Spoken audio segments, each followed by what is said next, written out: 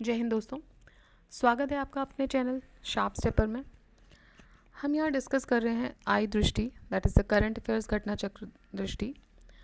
और देखिए current affairs में हमने पॉइंट्स टू रिमेंबर कंप्लीट कर लिया है। आज से हम स्टार्ट करेंगे इलेबोरेटिव जो पोर्शन है। एक और चीज़ स्टार्ट करने से पहले मैं बोलना चाहती हूँ कि करंट अफेयर्स पढ़ना is not a big deal. I think आप सभी लोग उसको डेली फॉलो कर रहे हैं, ठीक है। यहाँ ये जो वीडियो आया है इसमें बहुत ज़्यादा वैल्यू एडिशन भी मैं नहीं करूँगी। आई वोंट से कि मैं बहुत ज़्यादा वैल्यू एडिशन करूँगी। वाई?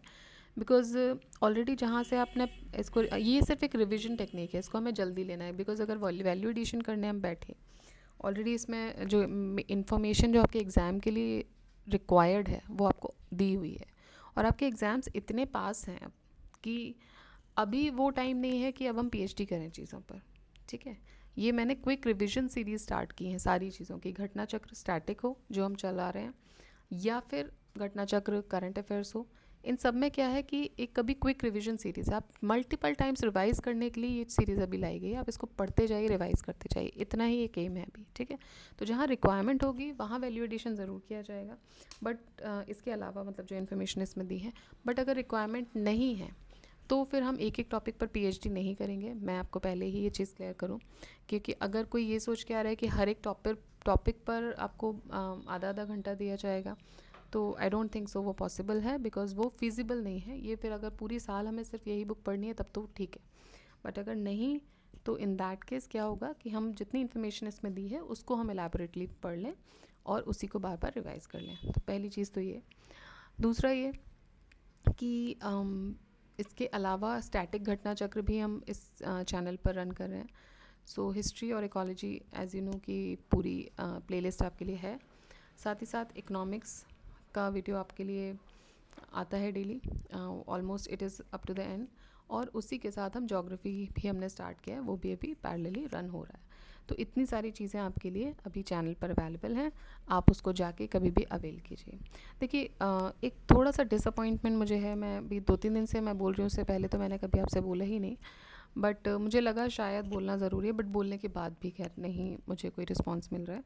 सो आप लोगों की तरफ से एक डिसअपॉइंटमेंट है कि मेहनत के तौर पे मैं एटलीस्ट अभी जो कोशिश कर रही हूँ वो ना विद शेड्यूल आपको 3 वीडियोस तो पर डे आपको देने की कोशिश हो रही है, बट आपकी तरफ से कोई एफर्ट नहीं है, ना मुझे आपकी तरफ से कोई लाइक मिलता है, ना आप लोग, अगर आपको नहीं पसंद आ रहा है तो उस हिसाब से, या पसंद आ रहा है, कुछ भी कोई कमेंट्स नहीं है, शेयर आप नहीं कर रहे हैं बिकॉज एनालिटिक्स में मुझे दिखता है, ठीक है, सब्सक्राइब भी नहीं कर रहे हैं। तो आई डो नॉट अंडरस्टैंड कि इसके पीछे क्या लॉजिक होता है जन actually, because when I see the reels, जिसको हम लोकल लैंग्वेज बोले, जिसका कोई सर पैर नहीं होता है, उन रील्स पे आप देखेंगे तो लाखों व्यूज़ हैं, है ना, मिलियंस ऑफ व्यूज़ वहाँ पे जा रहे हैं। बट जब हम कोई स्टडी रिलेटेड मटेरियल डाल रहे हैं, then why the community of education, why the community of students is not supporting it? They are coming, they are watching, I can see that. वो एनालिटिक्स मुझे दिखता है that you are coming and watching, you are returning also sometimes, but whatever the cases आप लोग मेरा motivation नहीं बन रहे हैं। So I completely do not understand the reason behind it. देखिए इसमें कोई हार्म तो मुझे नहीं लगता है कि आपका एक लाइक बटन दबाने से कुछ डेटा आपका ज़्यादा कंज्यूम हो रहा है, या सब्सक्राइब करने से, या शेयर करने से, but I could not completely understand the reason behind it. So ये डिसअपॉइंटमेंट मुझे है फ्रॉम दिस कम्युनिटी कि इसको ग्रो करने में आप किसी भी तरीके की मदद नहीं कर रहे हैं, ठीक है। So I would request you all कि इसमें आप थोड़ी सी हेल्प कीजिए, बिकॉज ऐसे ही कोई कम्युनिटी हमने बोला है तो कम्युनिटी तो ऐसे ही ग्रो करती है, राइट। तो कम्युनिटी के ग्रोथ के और कोई फैक्टर्स नहीं होते हैं, जब मिलजुल के चीज़ें होती हैं तभी वो ग्रो करती हैं। ऑल राइट, ठीक है, चलिए अब हम स्टार्ट करते हैं नेशनल अफेयर्स। आज हमारा जो वीडियो होगा वो होगा रिगार्डिंग द नेशनल अफेयर्स। और नेशनल अफेयर्स के अंदर भी हम पहला जो पॉइंट पढ़ेंगे वो हम पॉलिटिकल नेशनल अफेयर्स पढ़ेंगे। तो स्टार्ट करते हैं हमारी पहली न्यूज़ से। देखिए, सेमीकॉन इंडिया 2024, ठीक है। सेमीकॉन इंडिया मतलब क्या हुआ? Semicon stands for, so Semicon is semiconductor. Prime minister Shri Narendra Modi ने सेमीकॉन इंडिया 2024 इनाग्रेट किया at the Indian expo mart in greater Noida. ठीक, इंपॉर्टेंट चीज़ क्या है कि सेमीकॉन इंडिया 2024 कहाँ हुआ है? ग्रेटर नोएडा, मतलब यूपी, मतलब कि यूपी के एग्ज़ाम के लिए इंपॉर्टेंट हो जाता है। ठीक है, कब किया? सितंबर 11 2024 को। और उसका एम क्या है? इसका एम है to make India a global hub for semiconductors. Semiconductors के लिए ग्लोबल हब बनाना है इंडिया को, इसलिए ये लॉन्च किया गया है। ये 3 दिन का कॉन्फ्रेंस था, 11 से 13 सितंबर ये चला। और इंडिया की जो सेमीकंडक्टर स्ट्रैटेजी है वो यहाँ पे शोकेस की गई। साथ ही साथ इंडिया को एक ग्लोबल हब के तौर पे इस्टेब्लिश किया जा सके सेमीकंडक्टर मार्केट में, वो भी यहाँ पे हुआ। ठीक है, उसके बारे में भी यहाँ पे जो भी विचार विमर्श हुए थे। Conference focuses on the theme क्या थी? इसकी थीम याद रखिएगा, शेपिंग द सेमीकंडक्टर फ्यूचर। ठीक है, शेपिंग द सेमीकंडक्टर फ्यूचर। ये लार्जेस्ट सिंगल इवेंट है for electronics manufacturing in South Asia. तो ये क्या है? This is the largest single event किसके लिए? इलेक्ट्रॉनिक्स मैन्युफैक्चरिंग के लिए in South Asia. Maharashtra recently approved a chip manufacturing project to be set up by a joint venture between the Adani Group and Israel-based company Tower Semiconductor with an investment of around rupees 83,947 crore. तो देखिए, जो ये Semicon India हुआ है, ये तो national level पे इसको शुरू किया गया है। इसके अलावा महाराष्ट्र ने भी चिप मैन्युफैक्चरिंग प्रोजेक्ट को अपना नोट दे दिया है, अप्रूव कर दिया है, और ये अडानी ग्रुप और इसराइल बेस्ड कंपनी के साथ मिलकर ये चल रहा है। इसके अलावा अगर हम बात करें तो सेंटर जो है वो it is yet to approve the Adani tower semiconductor project for subsidy under the Indian semiconductor mission, लेकिन सेंटर ने अभी इसको अप्रूवल नहीं दिया है।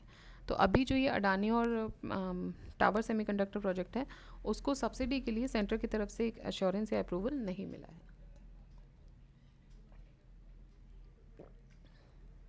नेक्स्ट है सेमीकॉन इंडिया प्रोग्राम। तो सेमिकॉन इंडिया प्रोग्राम क्या है? द गवर्नमेंट ने अब ये जिस सेमिकॉन जिसके अंतर्गत ये शुरू किया जा रहा है, तो गवर्नमेंट ने लॉन्च किया Semicon India programme. Total outlay है 76,000 करोड़ का। ये फाइनेंशियल सपोर्ट प्रोवाइड करेगा to the companies and investing in semiconductors, display, manufacturing and design ecosystem. On the occasion, the PM informed that India's contribution to the world of designing semiconductor is 20% and is growing continuously. अब देखिए, यहाँ पर आपकी important चीज़ क्या है कि India का जो कंट्रीब्यूशन है इन डिज़ाइनिंग द सेमीकंडक्टर, वो कितना है? 20%। ठीक है, और अभी भी ये कंटिन्यूसली ग्रो कर रहा है। तो इंडिया का कंट्रीब्यूशन ध्यान दीजिएगा, it is 20%. According to him, India is creating a semiconductor workforce of 85,000 technicians, engineers and R&D experts. The following schemes have been introduced under the Semicon India program: semiconductor fabs and display fabs, semiconductor design companies, compound semiconductors, silicon photonics sensors including MEMS fabs, discrete semiconductor fabs, semiconductor ATMP, OSAT units, etc. Semiconductor laboratory, India Semiconductor mission. ठीक है, तो देखिए ये सब schemes जो हैं ये introduce की गई सेमिकॉन इंडिया प्रोग्राम के अंतर्गत। ये सेमिकॉन इंडिया प्रोग्राम के अंतर्गत इशू किए गए। फैब्स एंड डिस्प्ले फ्लैब्स बनाना, डिज़ाइन कंपनीज उसके लिए, semiconductor laboratories, India semiconductor mission, ये सब इसके अंदर शुरू किया गया है। ठीक, तो अभी आपके लिए यहाँ से सबसे इम्पॉर्टेंट चीज़ पहली कि सेमिकॉन इंडिया है क्या। तो इट इज़ सेमीकंडक्टर रिलेटेड जो भी एक कॉन्फ्रेंस ऑर्गेनाइज किया गया। उसके अलावा इसका थीम क्या था? Shaping the semiconductor future. Maharashtra ने भी रिसेंटली एक ऑर्गेनाइज किया था। सेमिकॉन इंडिया की बात करें तो ये इसने अभी इंफॉर्मेशन मिली है यहाँ से कि 20% सेमीकंडक्टर डिज़ाइनिंग जो है वो इंडिया में यूज़ हो रही है। सेमीकंडक्टर का यूजेस कहाँ कहाँ है बताइए आप, कमेंट बॉक्स में बताइए कि सेमीकंडक्टर्स के लिए इतना अभी स्पेसिफिक काम क्यों हो रहा है, सेमीकंडक्टर प्रोग्राम अलग से क्यों चलाया जाए, what are the uses, how it can help India grow. ठीक है, तो इसके बारे में आप कमेंट बॉक्स में बता सकते हैं। Now USA's new partnership with India on semiconductors. सितंबर 2024 में ही यूएसए ने न्यू पार्टनरशिप अनाउंस किया with India to explore the semiconductor supply chain opportunities. The US department of state will partner with the semiconductor mission. और साथ ही साथ इससे क्या होगा, जो अपॉर्चुनिटीज़ हैं ग्रो करने की वो और ज़्यादा डाइवर्सिफाई होंगी। ग्लोबल सेमीकंडक्टर इकोसिस्टम डाइवर्सिफाई होगा under the international technology security and innovation fund, जो कि किसने बनाया है? Chips act of 2022। चिप्स का फुल फॉर्म क्या है? Creating helpful incentives to produce semiconductors and science act. and it is intended to lure the microchip manufacturing back to the US after decades of companies offshoring the technology. ठीक है, इतना सब हमें ध्यान नहीं रखना है. आप इंपॉर्टेंट चीज़ें जो अभी एग्जाम के लिए हैं उतना ध्यान दीजिए. पहली चीज़ तो ये कि आपको पता होना चाहिए कि सेमीकंडक्टर मटेरियल क्या है. ठीक है, तो अगर आपको कोई भी इन्फॉर्मेशन है इसके बारे में प्लीज़ उसको कमेंट बॉक्स में बताइए. नहीं है तो बताइए, I will explain in the next video. साथ ही साथ इंडिया अभी जो कंट्रीब्यूट कर रहा है वर्ल्ड में वो कर रहा है. सबसे इंपॉर्टेंट जो यहाँ पर मुझे लग रहा है अभी ये लग रहा है कि इंडिया का कंट्रीब्यूशन कितना है, ये आपसे पूछा जा सकता है कहीं ना कहीं. तो इंडिया का कंट्रीब्यूशन है 20%. ठीक है, स्टेटमेंट एक स्टेटमेंट में ही डाला जा सकता है क्योंकि सेमिकॉन इंडिया न्यूज़ में रहा है तो उसकी वजह से ये स्टेटमेंट हो सकता है. फिर यूएसए ने भी एक नया पार्टनरशिप किया इंडिया के साथ, तो ये सितंबर 2024 में अनाउंस किया गया. तो पूछा जा सकता है कौन सी कंट्री के साथ हो रहा है. तो this is all about the semiconductor या Semicon India 2024. Next, cabinet approve 7 schemes to improve the farmers life. Farmers की लाइफ को इम्प्रूव करने के लिए 7 स्कीम्स इंट्रोड्यूस की गई हैं कैबिनेट के द्वारा. सितंबर 2 2024 को कैबिनेट ने अप्रूव किए हैं 7 schemes to improve the farmers life and increase their income at a total outlay of over 14,235 crores. Scheme are centred on advancing research and education. तो स्कीम का मेन फोकस क्या है कि जो research education and climate resilience को बढ़ाना, optimise करना natural resource management को, डिजिटाइजेशन प्रमोट करना, ये सब कहाँ पर करना है, किस फील्ड में, with in the agriculture sector and development of life stock and horticulture. अब स्कीम्स देख लीजिए जिनके बारे में बात हो रही है कि स्कीम्स क्या क्या डेवलप की गई हैं. So the key schemes are digital agriculture mission. Digital agriculture mission is based on the structure of digital public infrastructure. ठीक है, डिजिटल पब्लिक इंफ्रास्ट्रक्चर पे बेस्ड है.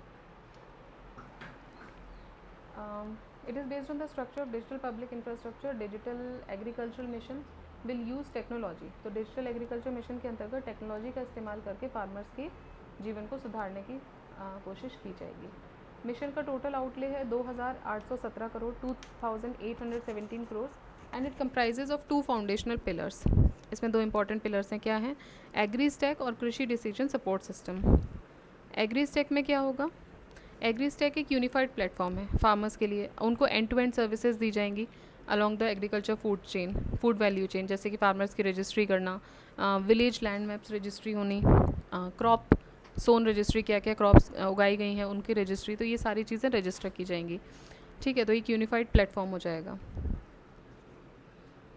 उसके अलावा जो दूसरा इसमें पिलर है वो क्या है? Under the programme each farmer will have a unique digital identification ID, that is the farmer's ID. ठीक है, and that contains the personal details. इसमें personal details होंगी, information होगी about the land they farm as well as the production and financial details. तो production, financial details, land, उनके बारे में सारी information यहाँ पे होगी. तो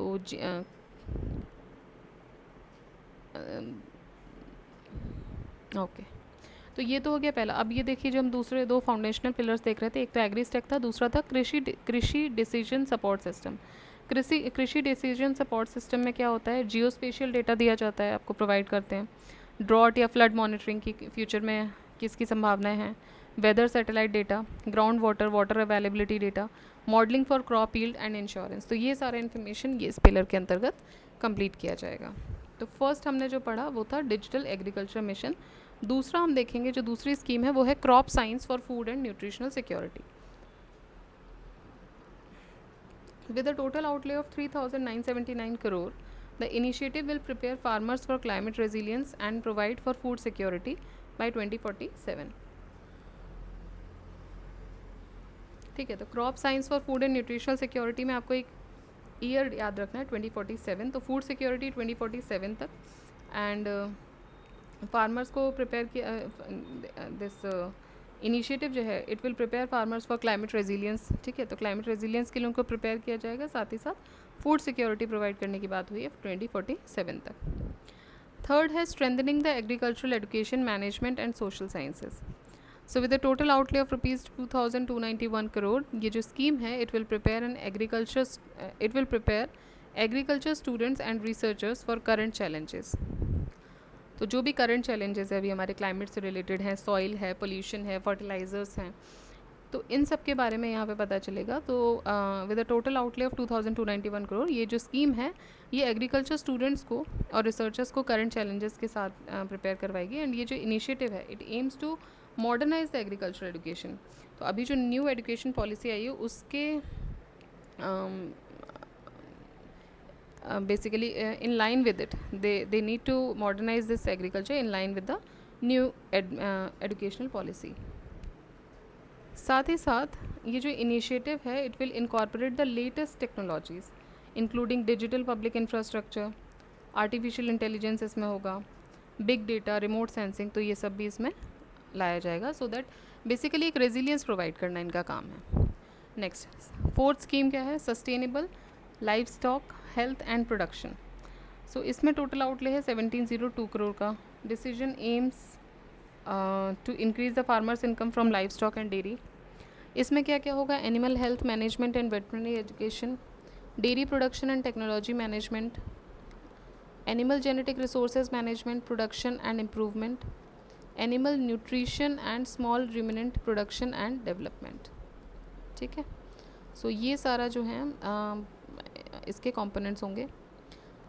उसके बाद है जो फिफ्थ स्कीम है वो है sustainable development of horticulture. Sustainable development of horticulture का मतलब कि हॉर्टिकल्चर को आप इम्प्रूवमेंट कैसे हो सकता है। ठीक है, तो उसके बारे में यहाँ बताएंगे। जैसे कि इसका टोटल आउटले देख लीजिए 1129.30। देखिए इतना इंपॉर्टेंट है नहीं है, आपको याद नहीं रखना ये सारी चीज़ें।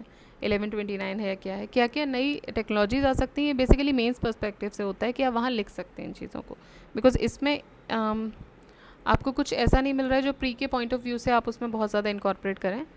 सो इसमें क्या क्या होगा? ट्रॉपिकल, सब ट्रॉपिकल और टेम्परेट हॉर्टिकल्चर क्रॉप्स पे ज़्यादा ध्यान दिया जाएगा। Root, tuber, bulbs and arid crops, vegetable floriculture and mushroom crops, plantation spices, medicinal and aromatic plants, इन सब पे ज़्यादा ध्यान दिया जाएगा। Then strengthening of Krishi Vigyan केंद्र।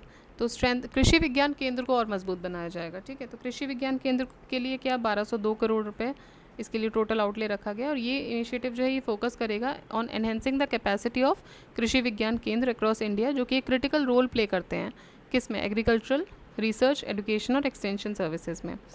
Natural resource management, next scheme जो 7th स्कीम है वो है नेचुरल रिसोर्स मैनेजमेंट। इसका आउटले है 1115 करोड़ का and it was also approved by the cabinet. ये एक it is a sustainable use of natural resources to meet the current needs while ensuring future generations can meet their own needs.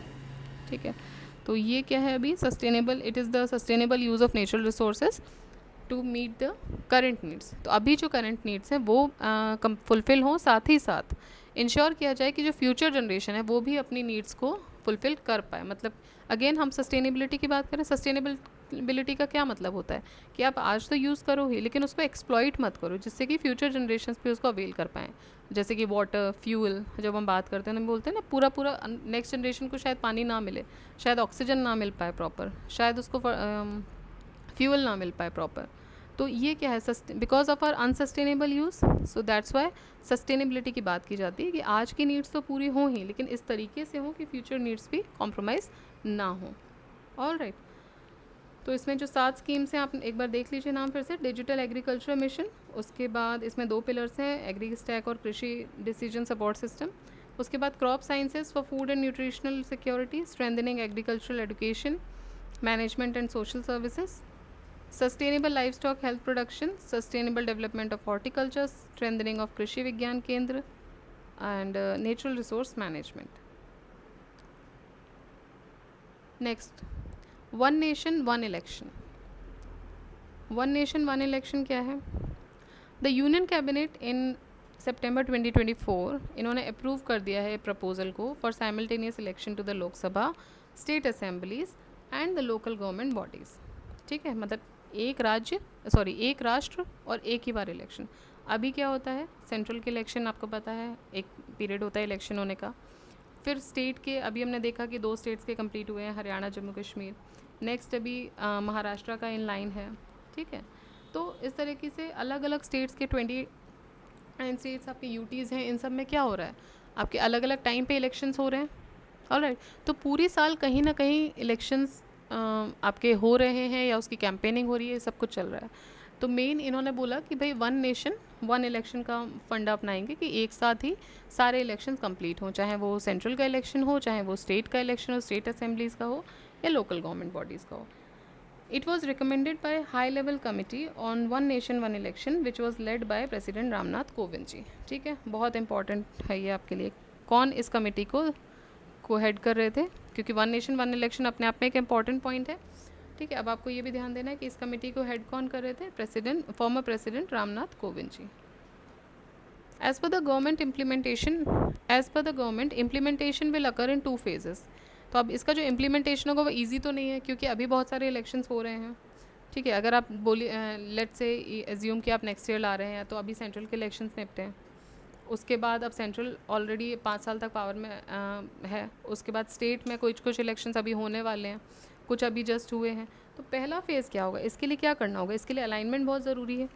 तो government के हिसाब से implementation जो होगा वो 2 phases में होगा. पहले फ़ेज़ में क्या होगा, लोकसभा और असेंबली इलेक्शंस को अलाइन किया जाएगा, और दूसरे फेज़ में local body elections with in 100 days of the first phase. मतलब कि अगर एक पर्टिकुलर टाइम पे आपके लोकसभा और स्टेट असेंबलीज़ के इलेक्शंस हो रहे हैं, तो ये तो हो गया फर्स्ट फेज़. और सेकेंड फेज़ क्या होगा, सेकेंड फेज़ में विद इन 100 डेज़ मतलब कि 3 महीना अप्रॉक्सीमेटली जो है लोकल बॉडीज़ के भी इलेक्शंस हो जाएंगे. तो मतलब पूरा का पूरा जो कैंपेनिंग वाला माहौल है, जो इलेक्शन वाला माहौल है, वो सिमट जाएगा आपका. 3-4 महीनों के अंदर ये कंप्लीट हो जाएगा.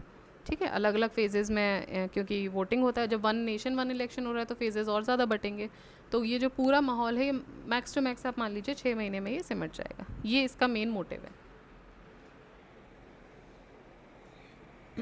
Next, as per the high level committee on simultaneous election constituted under the chairmanship of Shri Ramnath Kovind, former president of India. अब ये पूरा बॉक्स इंपॉर्टेंट है, आपको इसमें एक एक चीज़ देखनी है. जैसे कि रामनाथ कोविंद जी इसको हेड कर रहे थे. कमेटी ने अपनी रिपोर्ट सबमिट की to the president Shrimati Draupadi Murmu ji. Report में 18,626 पे, नहीं ये आपको याद नहीं करना है, परेशान नहीं होना है. तो इतने पेजेस थे. It is an outcome of extensive consultation with the stakeholders, experts, research work. 191 दिन 191 डेज़ का रिसर्च वर्क हुआ है, मतलब कि एक्सटेंसिव प्रोग्राम था ये. सिंस इट्स कॉन्स्टिट्यूशन ऑन 2 सितंबर 2023. तो ये ऑलमोस्ट 1 साल का ये काम था. 191 डेज़ इस पे काम हुआ है. तो सितंबर 2023 में इसको कॉन्स्टिट्यूट किया गया था.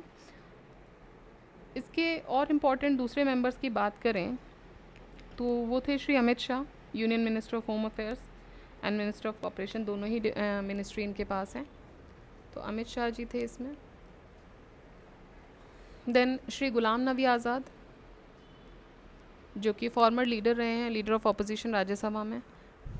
श्री NK सिंह, ये former chairman 15th finance commission. आपको कमेंट बॉक्स में बताना है कि 16th फाइनेंस कमीशन के चेयरमैन कौन चुने गए. अभी हमने पॉइंट्स रिमेंबर में इसको पढ़ा है. ठीक है, नेक्स्ट डॉक्टर सुभाष कश्यप, ये जनरल सेक्रेटरी रह चुके हैं लोकसभा के. उसके अलावा Shri Harish Salve, he is senior advocate. And Shri Sanjay Kothari, ये CVC रह चुके हैं. Then Shri Arjun Ram Meghwal, minister of state हैं ये.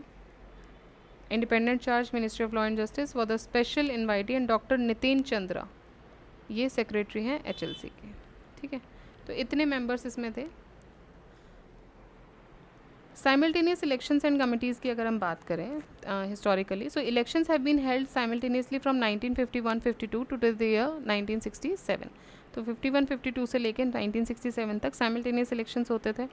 लॉ कमीशन 170वीं रिपोर्ट के अनुसार, जो कि 1999 में आई थी, इसमें बोला गया था 1 election to Lok Sabha and all the legislative assemblies in 5 years. फिर पार्लियामेंट्री कमेटी 79th रिपोर्ट पेश की गई.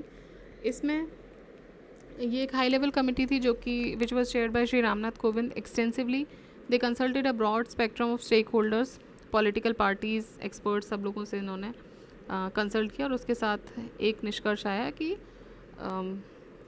साइमल्टेनियस इलेक्शंस होने चाहिए. ठीक है, तो अभी जो इस आर्टिकल के हिसाब से आपको याद रखना है, एक तो ये याद रखना है कि 1 नेशन 1 इलेक्शन में कौन कौन सी इलेक्शंस आएंगे. सो लोकसभा इलेक्शंस आएंगे, उसके बाद आपके स्टेट असेंबलीज़ के इलेक्शंस आएंगे और साथ ही साथ लोकल बॉडीज़ के भी आएंगे। तो तीनों तो इलेक्शंस हो गए। और कमेटी को हेड कौन कर रहे थे? श्री रामनाथ कोविंद जी। और ये 1 साल मतलब लास्ट ईयर इन्होंने ये कमेटी कॉन्स्टिट्यूट किया था। साथ ही साथ इसमें और अगर इम्पोर्टेंट मेंबर्स की बात करें तो अमित शाह जी, गुलाम नबी आज़ाद, NK सिंह, सुभाष सी कश्यप, हरीश साल्वे जी, श्री संजय कोठारी, श्री अर्जुन राम मेघवाल और डॉक्टर नरेंद्र चंद्रा, इतने लोग थे। ठीक, तो सारे नहीं याद करने, बट कभी कभी ऐसा हो जाता है, पूछ लेंगे और which of the following are was not the member of this high level committee, क्योंकि अभी ये न्यूज़ में है, तो आपको हर तरीके से प्रिपेयर रहना है। ठीक है, नेक्स्ट देखते हैं PM Svanidhi scheme. PM Svanidhi scheme के लिए क्या न्यूज़ में है कि रिसेंटली सेंट्रल गवर्नमेंट ने ऑर्गेनाइज किया था एक इवेंट जिसका नाम था उत्कृष्टता की ओर बढ़ते कदम, celebrating the achievements aspiring excellence to facilitate the best performance under PM street vendors Atmanirbhar Nidhi. PM Svanidhi scheme और योजना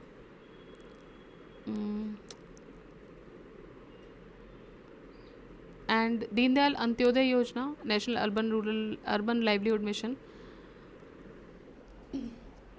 ओके, तो बेसिकली न्यूज़ में इसलिए क्योंकि सेंट्रल गवर्नमेंट ने एक इवेंट ऑर्गेनाइज किया था, उत्कृष्टता की ओर बढ़ते कदम, सेलिब्रेटिंग अचीवमेंट्स इंस्पायरिंग एक्सीलेंस। और यहाँ पे बेस्ट परफॉर्मर्स को फैसिलिटेट करने की बात हुई थी, किस किस के अंतर्गत? Under the PM street vendors Atmanirbhar Nidhi, PM Svanidhi योजना और दीनदयाल अंत्योदय योजना। इवेंट को ऑर्गेनाइज किया गया था जुलाई 18, 2024 को, एंड इवेंट को ऑर्गेनाइज किसने किया था? Ministry of housing and urban affairs ने किया था। So it was organise by ministry of housing and urban affairs. ठीक है, कुछ की हाईलाइट्स देखते हैं। Performance recognition for access to financial inclusion and street vendors empowerment, praise awards. Praise awards दिए गए थे। कैटेगरी अगर हम देखें तो लार्ज स्टेट की कैटेगरी में फर्स्ट रैंक आया है मध्य प्रदेश का, सेकंड आया है आंध्रा का और थर्ड आया है पंजाब का। First is Madhya Pradesh, then Andhra and then Punjab. Small states और यूटीज़ की कैटेगरी में देखेंगे तो फर्स्ट जो रैंक आई है वो लद्दाख की आई है और सेकंड रैंक जो है वो पुदुचेरी की है। हिली और नॉर्थ ईस्टर्न स्टेट्स में देखेंगे तो आसाम और सिक्किम आ जाएंगे। और special award for outstanding performance के लिए अवार्ड दिया गया है महाराष्ट्र और उत्तर प्रदेश। देखेंगे अवार्ड कैटेगरी क्या है? Best performing state loan performance. ठीक है, best performing state loan performance में लार्ज स्टेट में मध्य प्रदेश, आंध्रा, पंजाब, मध्य प्रदेश, आंध्रा, पंजाब। ठीक है, देन स्मॉल स्टेट्स और यूटी में लद्दाख और पुदुचेरी, हिली और नॉर्थ ईस्टर्न स्टेट्स में Assam, Sikkim, special award for outstanding performance में महाराष्ट्र और उत्तर प्रदेश। ठीक, अवार्ड कैटेगरी नेक्स्ट क्या है? Best performing state, innovation and best practices. Innovation और बेस्ट प्रैक्टिसेस में जो लार्ज स्टेट्स हैं उसमें फर्स्ट रैंक है मध्य प्रदेश की, सेकंड है आसाम की, innovation and best practices. Next best performing ULBs, urban local bodies. इसमें लोन परफॉर्मेंस में बात करें तो मेगा और मिलियन प्लस सिटीज़। सो पहला है म्यूनिसिपल कॉरपोरेशन ऑफ दिल्ली, दूसरा है बेंगलुरु महानगर पालिके, बृहद बेंगलुरु महानगर पालिके, तीसरा है अहमदाबाद म्यूनिसिपल कॉरपोरेशन। तो पहला municipal corporation Delhi, then Bengaluru and then Ahmedabad. Major cities, ये तो मेगा और मिलियन सिटीज़ हो गए। मेजर सिटीज़ की बात करें अगर तो जिनकी पॉपुलेशन 1 लाख से 10 लाख है, तो इसमें पहला है उज्जैन, दूसरा है सोलापुर और तीसरा है तिरुवनंतपुरम। उज्जैन मध्य प्रदेश, सोलापुर महाराष्ट्र और तिरुवनंतपुरम केरला। तो ये मेजर सिटीज़ की बात हुई। अब देखते हैं award category best performing ULBs achievements in Svanidhi se समृद्धि।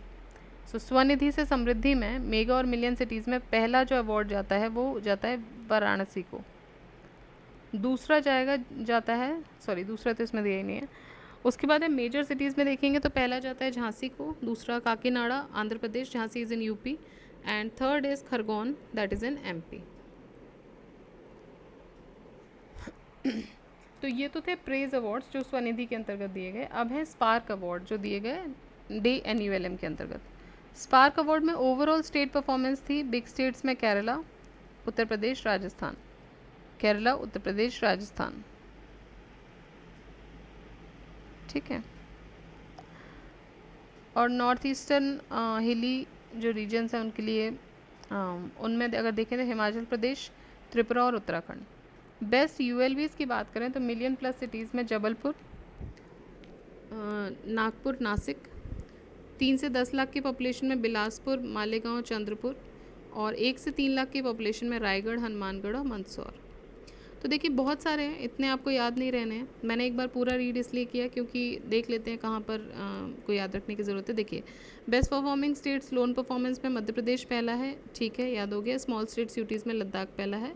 हिली नॉर्थ ईस्ट में आसाम पहला है और उसमें महाराष्ट्र हो गया।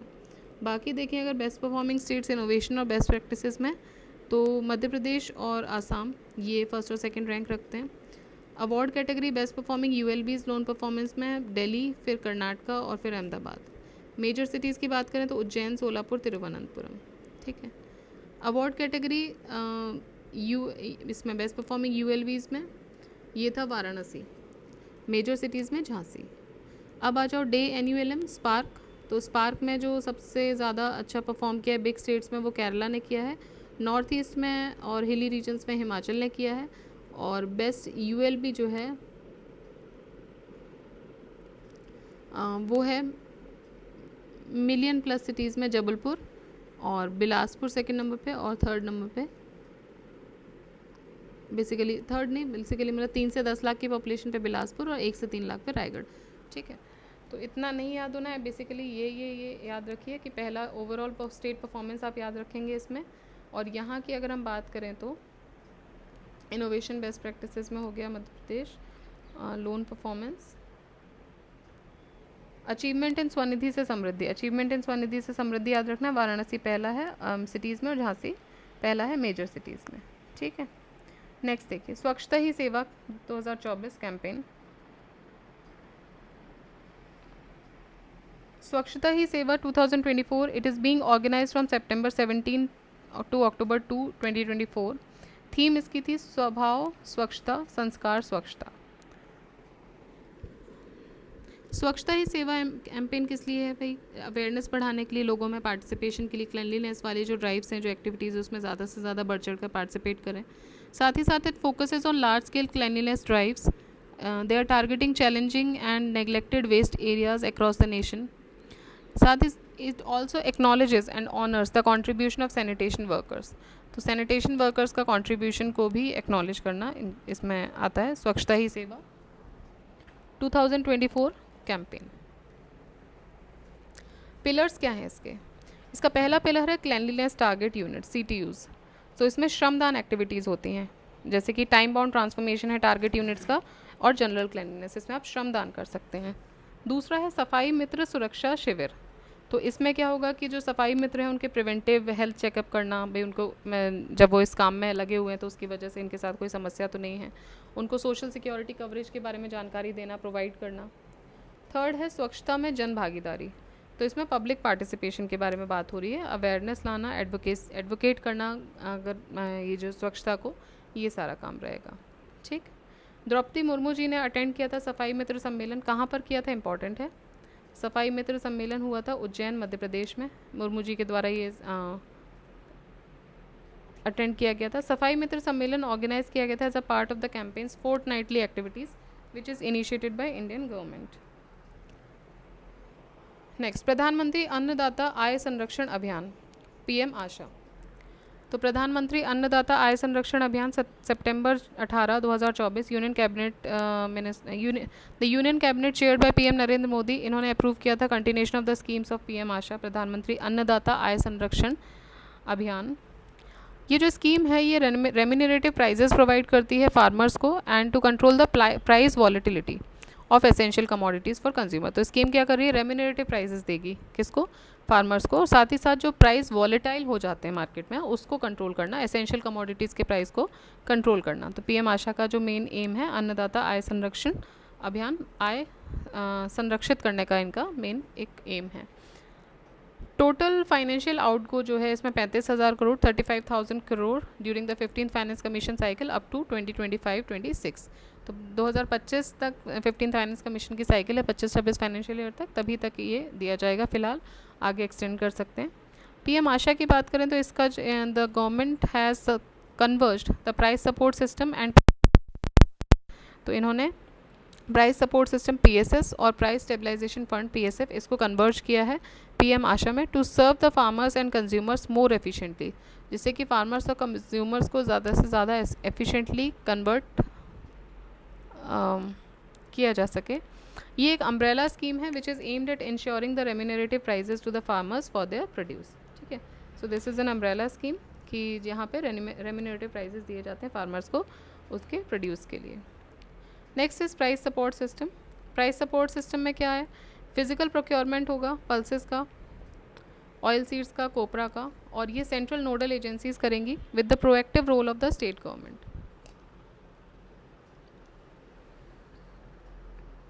Alright, so price support system में क्या है, फिजिकल प्रोक्योरमेंट की जाएगी, फिजिकली प्रोक्योर किए जाएंगे क्या क्या, पल्सेस, ऑयल सीड्स, कोपरा, कौन करेगा, ये सेंट्रल नोडल एजेंसीज के द्वारा प्रोक्योर किए जाएंगे। और साथ ही साथ इसमें स्टेट गवर्नमेंट्स का भी इम्पॉर्टेंट रोल रहेगा। Price deficiency payment system PDPS, PDPS के अंतर्गत क्या है, it is propose to cover all the oil seeds for which MSP is notified. तो जितने भी ऑयल सीड्स हैं जिसके लिए एमएसपी नोटिफाइड किए गए हैं, हमने पढ़े थे एमएसपी कितने ऑयल सीड्स के लिए नोटिफाई किए जाते हैं, आप कमेंट बॉक्स में मेंशन कीजिए। ऑलरेडी हमने इकोनॉमिक्स के घटना चक्र में पढ़ रखा है। सो बताइएगा कि कितने ऑयल सीड्स इसमें कवर होता है, टोटल एमएसपी कितनी क्रॉप्स के लिए होता है, उसमें से कितने ऑयल सीड्स होते हैं, ये आप उसमें बताइए कमेंट बॉक्स में। ठीक है, तो प्राइस डेफिशिएंसी पेमेंट सिस्टम के अंतर्गत ये जितने भी ऑयल सीड्स कवर होते हैं एमएसपी में, उसमें ये प्रपोज किया गया है। Pilot of private procurement and stock list scheme PPSS. In addition to PDPS for oilseeds, state के पास ऑप्शन है कि वो पीपीएसएस भी रोल आउट करें on a pilot basis in selected districts, agricultural produce market committee of districts involving the participation of private stockists.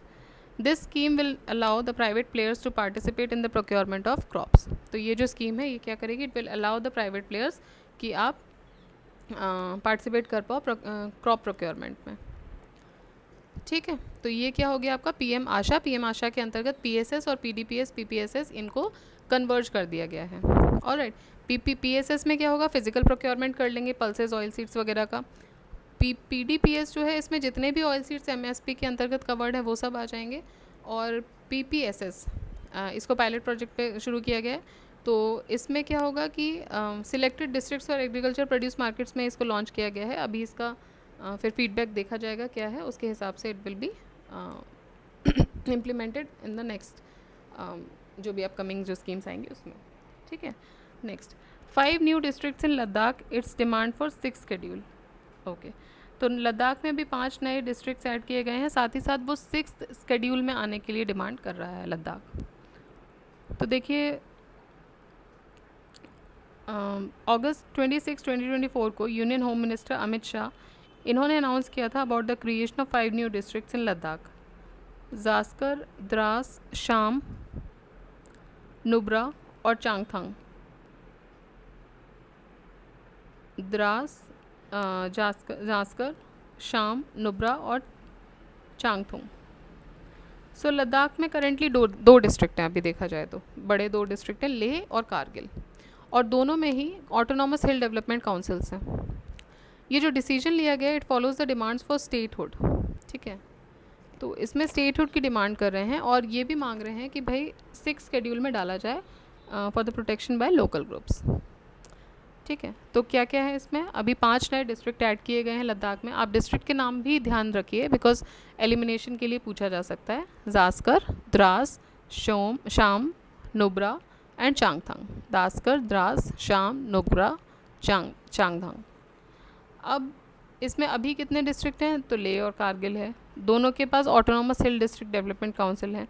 साथ ही साथ they need extra, they have an extra following demand that for providing the statehood as well as for keeping them in the 6th schedule by the local group, for the protection by the local groups.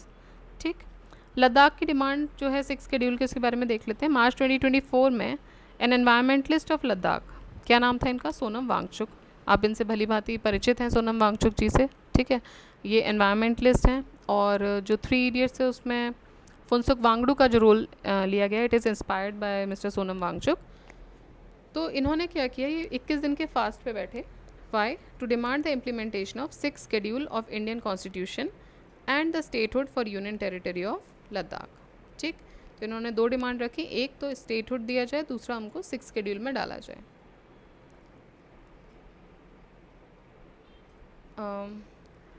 6 schedule क्या होता है? Article 244 clause sub clause 2 of Indian constitution, ये क्या करता है? It protects the tribal population and allow the creation of autonomous district council. Tribal population को बचाने के लिए ऑटोनॉमस डिस्ट्रिक्ट काउंसिल को क्रिएट करने की बात की गई है। 6 schedule. Autonomous district council can formulate laws. अब ऑटोनॉमस डिस्ट्रिक्ट काउंसिल बन जाएगी तो फ़ायदा क्या होगा, क्यों डिमांड हो रहा है? तो इसमें क्या होगा कि they can formulate the laws, ये अपने लॉज बना सकते हैं related to land, agriculture and public health. India में ऑटोनॉमस काउंसिल जो है वो एग्जिस्ट करती है कहाँ कहाँ पर? आसाम, मेघालय, त्रिपुरा, मिज़ोरम। तो AMTM जो 6 शेड्यूल है वो 4 पे लागू होता है, AMTM। और फ़ायदे क्या होते हैं इसके? आप अपने जो लॉज हैं land related, agriculture related, public health related, वो आप खुद बना सकते हो। सो आसाम, मेघालय, त्रिपुरा, मिज़ोरम, इन 4 जगहों पे ये लागू होता है अभी तक, काफ़ी सालों से, ठीक। As per the 6th schedule of Indian constitution, governor is empower to determine the area of an administrative unit of autonomous district and autonomous region. तो गवर्नर को यहाँ पे पावर दी जाती है कि वो एरिया डिटरमाइन कर पाए, ठीक है। लद्दाख की डिमांड क्या है? According to the census 2011, Ladakh has population of nearly 2.74 lakh. तो 2.74 लाख की पॉपुलेशन है लद्दाख के पास। Environmentalists have raised serious concern regarding the mining and industrialisation of fragile glacier region. तो वहाँ पे जो माइनिंग हो रही है, इंडस्ट्रियलाइजेशन बढ़ रहा है, उसके लिए इसको लेके एनवायरमेंटलिस्ट जो हैं वो बहुत ज़्यादा चिंता में हैं। And activist are often are demanding the 6th schedule to protect the high altitude desert, alpine meadows and glaciers. तो एक्टिविस्ट जो हैं वो ये बोल रहे हैं कि भाई हमको 6 शेड्यूल स्टेटस दे दिया जाए, जिससे कि हमारे पास अधिकार आ जाएगा अपनी लैंड को बचाने का, एग्रीकल्चर को किस तरीके से इन्फ्यूज़ करना है उसके लिए, और हमारी पब्लिक हेल्थ के लिए। उससे क्या होगा, वहाँ पे जो क्लॉगिंग है बेसिकली चीज़ों की, जैसे जो फ्रेजाइल इकोसिस्टम है, वो उसकी वजह से जो क्लॉगिंग हो रही है, जो परेशानियाँ हो रही हैं, वो कम हो जाएंगी। एक्टिविस्ट्स आर डिमांडिंग 6 शेड्यूल, ठीक है। Ladakh was establish as a union territory of India on 31 October 2019। तो लद्दाख को 2019 31 अक्टूबर 2019 को यूनियन टेरिटरी का दर्जा दिया गया था। ऑलराइट, तो ये है लद्दाख की डिमांड। 5 नए डिस्ट्रिक्ट्स बने हैं और 6 शेड्यूल की डिमांड कर रहे हैं। तो 6 शेड्यूल से रिलेटेड भी आप देखिएगा, आर्टिकल आपको याद होना चाहिए 6 शेड्यूल से रिलेटेड क्या है। 244 क्लॉज 2, क्या इसके फ़ायदे होते हैं, 6 शेड्यूल की डिमांड क्यों हो रही है? क्योंकि वो लॉज बना सकते हैं, फॉर्मुलेट कर सकते हैं related to land, agriculture, public health. अभी किस किस में लागू है? AMTM में लागू है। और 6 शेड्यूल के हिसाब से गवर्नर के पास पावर होती है कि वो एक एरिया को डिटरमाइन कर सकते हैं as an administrative unit of the autonomous district and the autonomous region, ठीक है। तो ये बहुत इंपॉर्टेंट है, याद रखिएगा। 5 जो लद्दाख के डिस्ट्रिक्ट्स के नाम हैं वो भी आपको याद रखना है, ज़ास्कर, द्रास, शाम, नुब्रा, चांगथांग। चलिए आगे देखते हैं।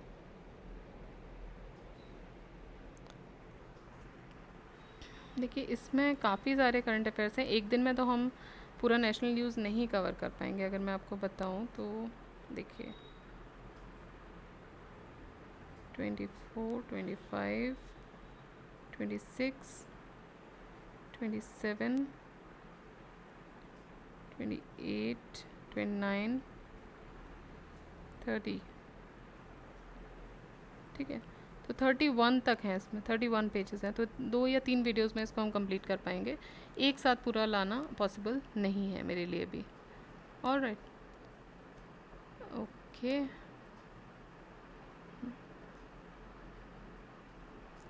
ठीक।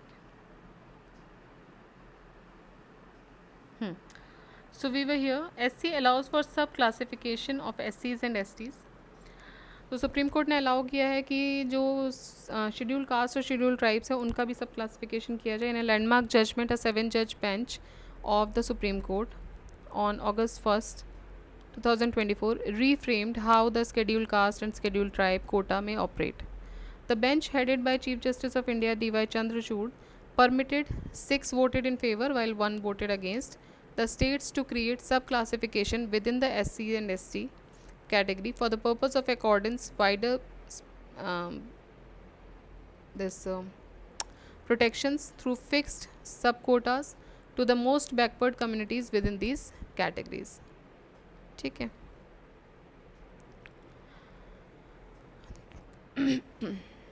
So this overturns the Supreme Court's decision in the E.V. Chinnaya versus State of Andhra 2004 case, in which it was held that the SC/ST list is a homogeneous group and cannot be divided further.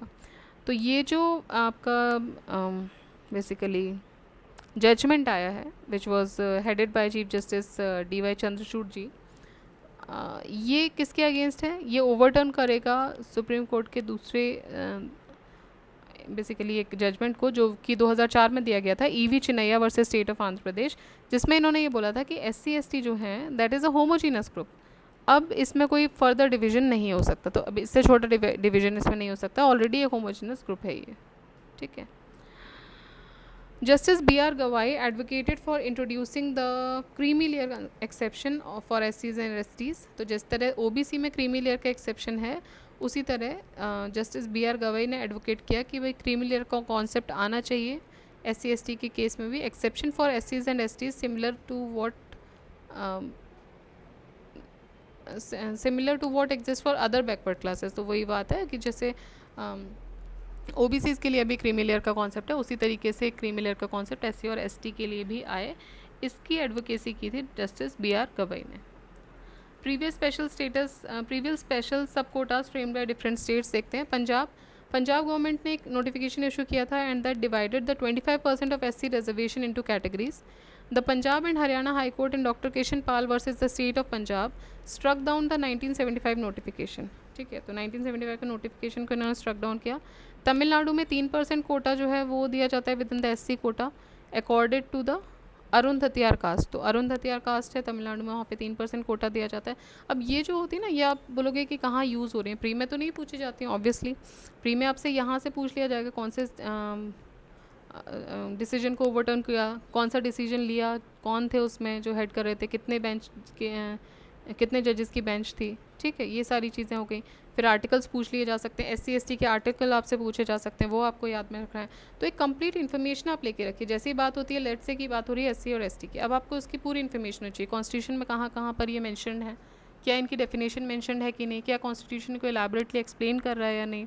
ठीक है, और कौन से articles में आ रहे हैं, क्या क्या सुविधाएँ दी जा रही हैं अकॉर्डिंग टू दिस कॉन्स्टिट्यूशन. तो ये सब आपको इसमें कितनी इनको रिजर्वेशन मिलता है, तो जो बेसिक इन्फॉर्मेशन है वो जानकारी आपको एक न्यूज़ के बारे में पढ़नी है. ऑलराइट, तो हम कहाँ आते हैं, हम देख रहे थे कि इनका क्या रोल होता है. इनका रोल होता है, देखिए जब आप मेंस का आंसर लिखते हैं, ठीक है, वहाँ आप कोट कर सकते हैं कि हाँ भाई अगर SC/ST से रिलेटेड क्वेश्चन आया, उन्होंने बोला कि क्या ये जस्टिफाइड है, आप बोलोगे हाँ इन स्टेट्स ने दिया है यहाँ पे. अब इनके बारे में आप बाकी केस स्टडी भी कर सकते हो, एक बार देख सकते हो कि भाई क्या इन केसेस में सफल हुआ ये चीज़ की नहीं हुई. ठीक है, तो ये एक हो गया. तमिलनाडु में अरुंधतियार कास्ट को दिया गया है. Committees for the sub-categorization, it is a 5-member committee which comprises the Secretaries of Homes, Secretary Law Ministry, Tribal Affairs and Social Justice Ministry, and इसको चेयर कर रहे हैं कैबिनेट सेक्रेटरी. मैंडेट क्या है? to look at the strategies like species initiatives and focusing existing schemes towards them, etc. There is no deadline given to the present its findings, however it has been asked to do so at the earliest.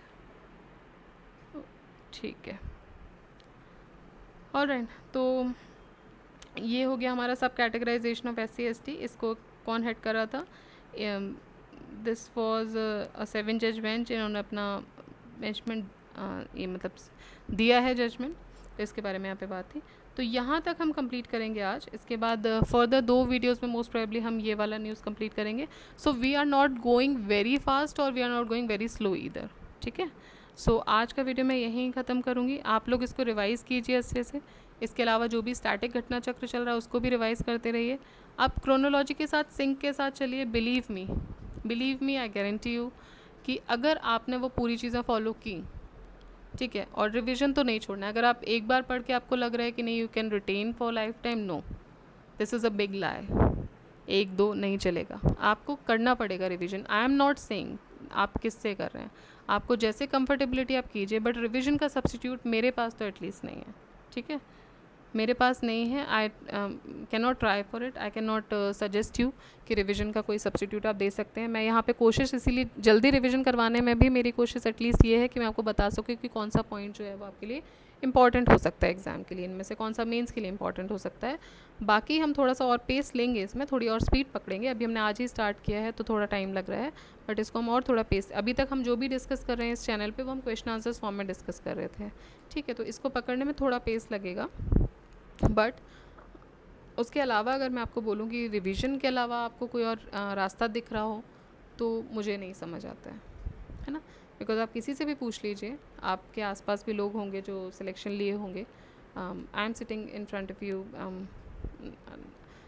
in a person ki when I started this, so I might be having some experience, and with that experience I am saying that without revision there is nothing fulfilled, because आप वहाँ जाके आपको ये समझ आएगा कि answer मुझे आ रहा है लेकिन आप टिक नहीं कर पाते हो।